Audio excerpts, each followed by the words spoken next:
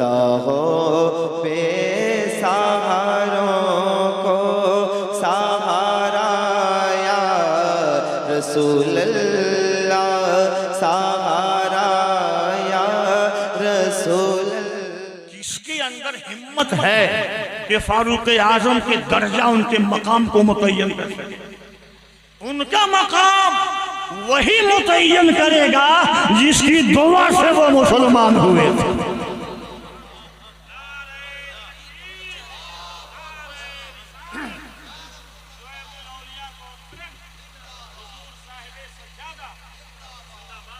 ये आज़मत, ये शौकत, ये शान, ये बुजुर्गी, ये करामत, ये रहमत, ये नेमत, ये बरकत, जो कुछ भी फारूक आज़म को मिला हुआ है वो सब हमारे मुस्तफ़ा की देन है। और आपको भी, हमको भी, इनको भी, उनको भी जो कुछ नेमतें मिलती हैं, रहमतें मिलती हैं, बरकतें मिलती हैं, इज्जतें मिलती हैं, रौनतें मिलती हैं, ये सब हमारे मुस्तफ़ा की देन है। और ये जो जन्नतें मिलेंगी वो भी मुस्तफ़ा ही की देन होगी। तो आइए उस हदीस शरीफ को सुने जिस हदीस शरीफ में नबी कौनैन सल्लल्लाहु ताला अलैहि वसल्लम ने फारूक आजम का मकाम मुतय्यन फरमाया है। सुनेंगे वो हदीस आप लोग? बोलो भाई, कितने लोग उठाइए हाथ, कितने लोग नहीं सुनेंगे? सब लोग सुनेंगे माशाल्लाह, सब लोग सुनेंगे वो हदीस शरीफ, सब लोग सुनेंगे। मगर एक बात, जो हदीस शरीफ मैं आपको सुनाना चाहता हूं, ये हदीस शरीफ मुझको 16 साल के सफर के बाद मिली है। 16 साल मैंने सफर किया, बड़े बड़े आलिमों के पांव मैंने दाबे, उनकी जूतियां मैंने सीधी की, तब ये हदीस मुझको मिली है। मैं आपको दे दूं? बोलो बोलो भाई, दे दूं? बता दूं? अरे बोलो ना यार, दे दूं? बैठे बैठे 16 साल तो मैंने सफर किया है, अब बैठे बैठे चाहते हो? आपको मेरे साथ सफर करना पड़ेगा, तब मैं वो हदीस आपको सुनाऊंगा। करेंगे सफर मेरे साथ? अरे बोलो भाई, सफर करेंगे? कितने लोग करेंगे? माशाअल्लाह, बहुत खूब। मेरे साथ सफर करने पे आप लोग आमादा हो गए। एक बात बताओ, इसके पहले, आज के पहले मुझको कभी आपने देखा है, कभी सुना है, कभी नाम जानते थे, कोई तारुफ, कोई परिचय, कुछ भी नहीं? तो इतनी जल्दी कैसे आपने कह दिया कि हम आपके साथ चलेंगे?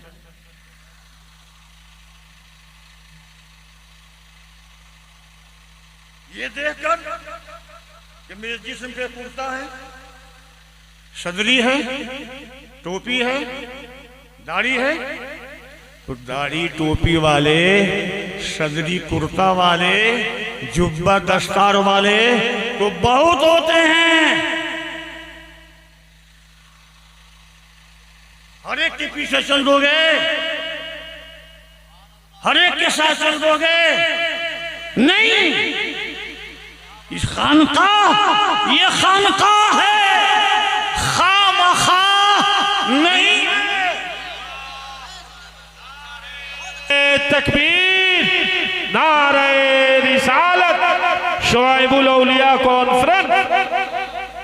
एक मर्द खुदा ने इस धरती पे अपना वजूद रख करके, उस मर्द खुदा ने कितने दिलों में ईमान और यकीन की चिराग जलाए हैं, कितने लोगों को शरीयत का पाबंद बनाया है।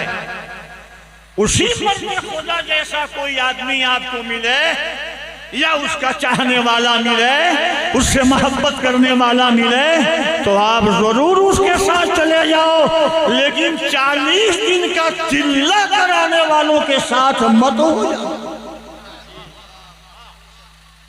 जमातियों के साथ मत हो जाना। चलो भाई, आपने कहा कि हम आपके साथ चलेंगे, सफर करेंगे, तो उठिए, चलिए अभी मेरे साथ जन्नत की बहारों में, जन्नत में चलिए मेरे साथ। आप कहेंगे कि जनाब हम तो ये जानते हैं कि आदमी मरेगा तब कयामत होगी, तब जन्नत में आदमी जाएगा, तो क्या आप पहले हमको मरना चाहते हैं?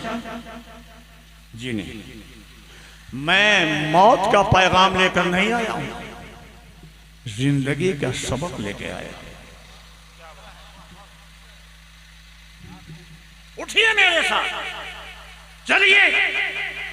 मेरे नबी की हदीस के आईने में पैगंबर इरशाद फरमाते हैं, इज़ा मररतुम बिरियाज़िल जन्नती फरतऊ। पढ़ो, कहो सुभान अल्लाह। हदीस है, इज़ा मररतुम बिरियाज़िल जन्नती फरतऊ। पैगंबर फरमाते हैं कि जब तुम जन्नत के बागीचों के पास से गुजरा करो तो चल लिया करो। साहबा ने अर्ज किया कि या रसूल अल्लाह, ये जन्नत के बागीचे क्या हैं और चलने का मतलब क्या है? तो मेरे आका ने फरमाया, अला वहियल मसाजिद, ये जो मस्जिदें हैं, ये मस्जिदें जन्नत के बागीचे हैं। जब तुम इनके पास से गुजरा करो तो चल लिया करो, यानी नमाज पढ़ लिया करो, नमाज पढ़ लिया करो।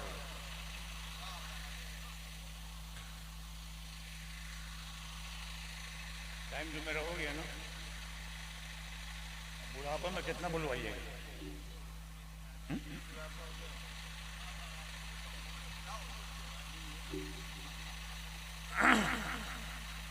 तो चलिए वो हदीस शरीफ सुन लीजिए। अच्छा भाई, चलिए एक बात और,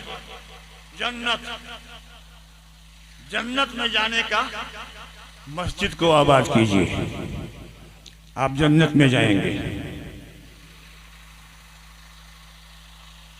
हज़रत दुरूद शरीफ पढ़ लीजिए। अल्लाहुम्मा सल्ली अला सय्यिदना व शफीअना व नबियना व मौलाना मुहम्मद व आलिहि व सहाबिहि व बारिक वसल्लिम। आपका घर कहाँ है? सीतामढ़ी। आपका छपरा। आपका सीवान। जिससे भी पूछूं कि आपका घर कहाँ है, तो किसी जिले का, किसी शहर का, किसी गांव का नाम बताएगा। मगर मैं कहता हूं जनाब कि आपका घर सीतामढ़ी नहीं है, आपका घर छपरा नहीं है, आपका घर सीवान नहीं है, आपका घर छपरा सीवान सीतामढ़ी नहीं, मोमिन का घर जन्नत है, जन्नत है। क्योंकि माँ बाप का जो घर होता है वही बेटे का घर होता है। आदम और हव्वा का घर जो पैदा किए गए तो कहाँ थे? जन्नत में। आपका घर जन्नत में है और आप सफर में हैं। आप क्यों आप जन्नत से निकले? आप जन्नत से निकले क्यों, या यूं कहा जाए कि निकाले क्यों गए? अगर आदम व हव्वा अलैहिस्सलाम जन्नत ही में रहते तो जितनी औलादें, जितने इंसान पैदा होते, सब के सब जन्नत ही में न रहते? बोलो भाई। अल्लाह पाक के इल्म शरीफ में ये बात थी कि मेरे आदम की औलाद में कुछ वो होंगे जो मेरे नबी के गद्दार होंगे, और कुछ वो होंगे जो मेरे नबी के वफादार होंगे। अब गद्दारों को निकालना था तो अल्लाह पाक ने हुक्म दिया, ऐ आदम व हव्वा, इस दरख्त के करीब ना जाना। अल्लाह ने फरमाया करीब ना जाना, अल्लाह का हुक्म था कि ना जाना, ये मत खाना, मत खाना, ये अल्लाह का हुक्म था।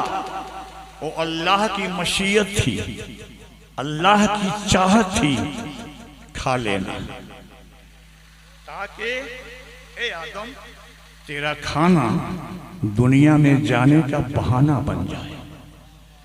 वाज़ेह रहे कि अल्लाह के हुक्म के खिलाफ हो सकता है, लेकिन अल्लाह की मशीयत के खिलाफ नहीं हो सकता। खा लेना ताकि तेरा दुनिया में जाने का बहाना बन जाए। क्यों बहाना बन जाए? यही वजह, वहाबियों को निकालना था, देवबंदियों को निकालना था, तबलीगियों को निकालना था, मुशरिकों को निकालना था, काफिरों को निकालना था, दुश्मनाने इस्लाम को, अहले हदीस को निकालना था। जितने अल्लाह और उसके रसूल के दुश्मन हैं, इन सबों को जन्नत से निकालना था। आदम ना आते तो ये भी नहीं जब निकलते, इनको निकालना था, इसलिए आदम को दुनिया में भेजा गया। ये आ गए, मगर साथ में वफादार भी तो आ गए। तो अल्लाह ने फरमाया मेरे नबी के वफादारों, घबराना नहीं, तुम जहां जहां आबाद हो जाओगे, तुम्हारे हिस्से की जन्नत हम तुम्हारी जमीन पर उतार देंगे, जिसको तुम मस्जिद का नाम देते। मस्जिद से राब्ता मजबूत रखोगे, जन्नत में फिर चले जाओगे। तो आप निकले हैं जन्नत से, सफर में है। सफर में जब आदमी होता है, ट्रेन खुली सीवान से दिल्ली जाना है, तो गोरखपुर रुकी, लखनऊ रुकी, संपर्क क्रांति के बाद कानपुर रुकी, दिल्ली पहुंची। वो ट्रेन लौट के आएगी कि नहीं आएगी? बोलो भाई, लौट के आएगी ना? जाने वाला गया है दिल्ली, लौट के आएगा ना? सफर में गया है तो एक नए दिन फिर अपने घर लौट के आएगा। मोमिन सफर में है, जन्नत से निकला तो सबसे पहले अपने बाप की पुष्ट में आया, वहां से चला तो अपने माँ के शिकम में आया, वहां से चला तो छपरा, सीवान और सीतामढ़ी में आबाद हुआ, वहां से चलेगा तो कब्रिस्तान में रुकेगा, वहां से चलेगा तो मैदान महशर में जाएगा, और वहां से चलेगा तो वो अपने घर जन्नत में चला जाएगा।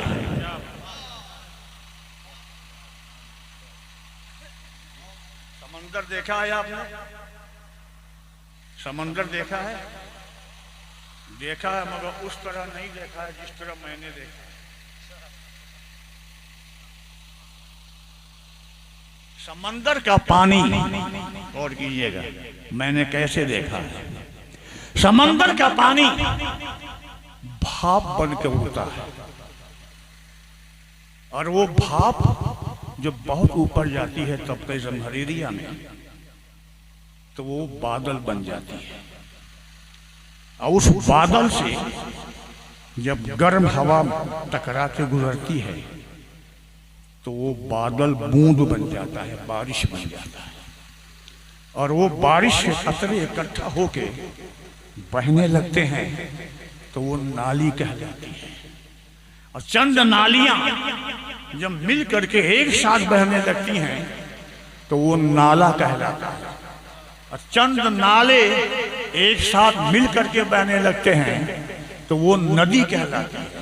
और चंद नदियां एक साथ मिलके बहने लगती हैं तो वो दरिया कहलाता है। और चंद दरिया मिल जाते हैं तो वो समंदर कहलाता है। समंदर का पानी समंदर से चला, भाप बना, बादल बना, बूंद बना, बारिश बना, नाली बना, नाला बना, नदी बना, दरिया बना, समंदर में आ गया था, समंदर से चला और फिर समंदर में चला गया। ऐसे ही मोमिन का हाल है तो वो जन्नत से चला है और जन्नत में चला जाएगा। अब वो हदीस शरीफ आप सुन लें,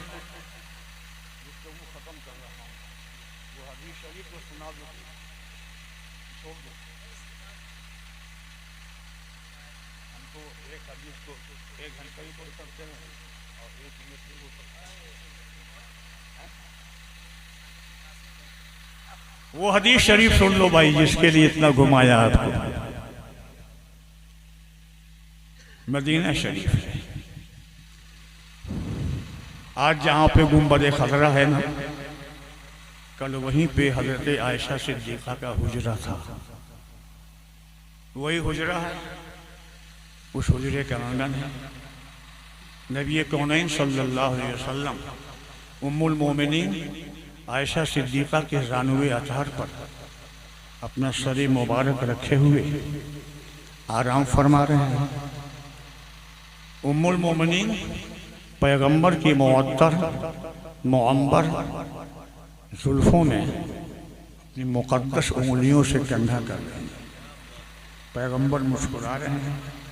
उस आलम में उम्मुल मोमिनीन ने पूछा कि या रसूल अल्लाह, ये जो आसमान के सितारे जगमगा रहे हैं, कोई दुनिया में ऐसा भी इंसान है कि जिस इंसान की नेकियां आसमान के सितारों के बराबर हो?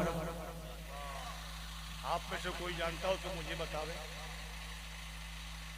दुनिया का कोई इंसान मुझे नहीं बता सकता। आप जानते हैं क्या माना? नहीं,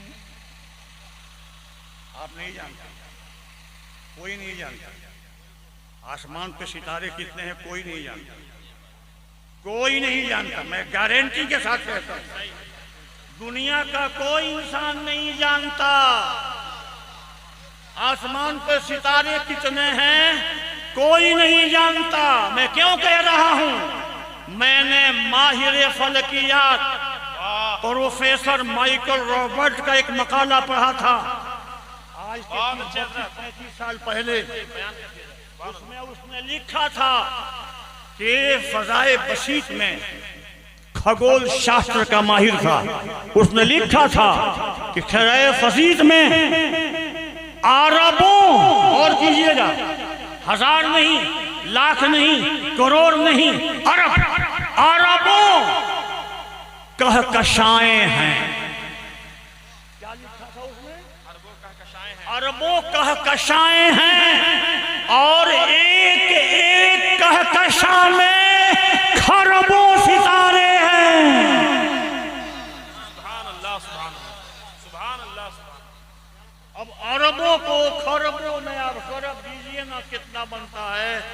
सही, कौन जानता है? कोई नहीं जानता सितारों की तादाद कितनी है।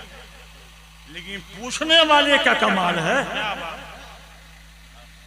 जिसने पूछा वो समझ रहा है, वो हस्ती सा जान रही है। उम्मुल मोमिनीन को पता है कि दुनिया के किसी इंसान को ये मालूम हो या ना मालूम हो कि सितारे कितने हैं, लेकिन मेरे आका आपको सब मालूम है, क्योंकि ये सितारे आपके नूर से आपके सामने पैदा किए गए हैं। नारे तकबीर, नारे रिसालत। उम्मुल मोमिनीन के सवाल का तेवर ही बता रहा है कि और किसी को मालूम हो या ना मालूम हो, मेरे आका आपको जरूर मालूम है। और मेरे आका ने भी फरमाया, ये नहीं फरमाया कि आयशा ये कैसा सवाल कर रही हो। फरमाया हाँ, एक शख्स है इस दुनिया में जिसकी नेकियों की तादाद आसमान के सितारों के बराबर है। पूछा, या रसूल अल्लाह वो कौन है?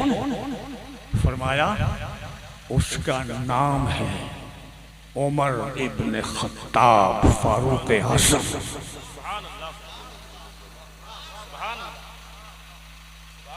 आयशा सिद्दीका ने सवाल का जवाब सुना, खामोश रही। कुछ सुभान अल्लाह, कुछ दाद देना चाहिए ना, लेकिन खामोश रही। जब सवाल का तशफ़ी बख्श जवाब मिल जाए तो चेहरे पे मसरत के आसार नुमाया होते हैं, खुशी के आसार होते हैं। तो आदमी उसमें अगर मोमिन है तो सुभान अल्लाह कहता है, अल्हम्दुलिल्लाह कहता है। लेकिन आयशा सिद्दीका बिल्कुल खामोश रही, एकदम चुप। रसूलुल्लाह महसूस फरमा गए, रसूलुल्लाह महसूस फरमा गए कि आयशा सिद्दीका खुश नहीं है। पूछा, ए उम्मुल मोमिनीन, ए आयशा, मेरा सवाल सुन करके तुम खुश नहीं हुई? कहा, रसूलुल्लाह मैं खुश तो हुई मगर बहुत खुश नहीं हुई।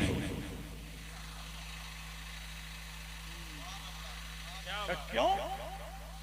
कहा, इसलिए या रसूलुल्लाह कि मैं ये समझती थी कि मेरे इस सवाल के जवाब में आप उस हस्ती का नाम लेंगे जिस हस्ती को आपकी निगाहे करम ने अफजलुल बशर बादल अंबिया बना दिया है, यानी मेरे अब्बा जान अबू बकर सिद्दीक का नाम लेंगे। लेकिन या रसूल अल्लाह, आपने तो हजरत उमर। रसूलुल्लाह ने फरमाया, ए आयशा सुनो, आसमान के सितारों के बराबर नेकियां तो उमर ही की हैं। रही बात अबू बकर की, तो ये भी सुनती चलो कि उमर की सारी नेकियां एक जाने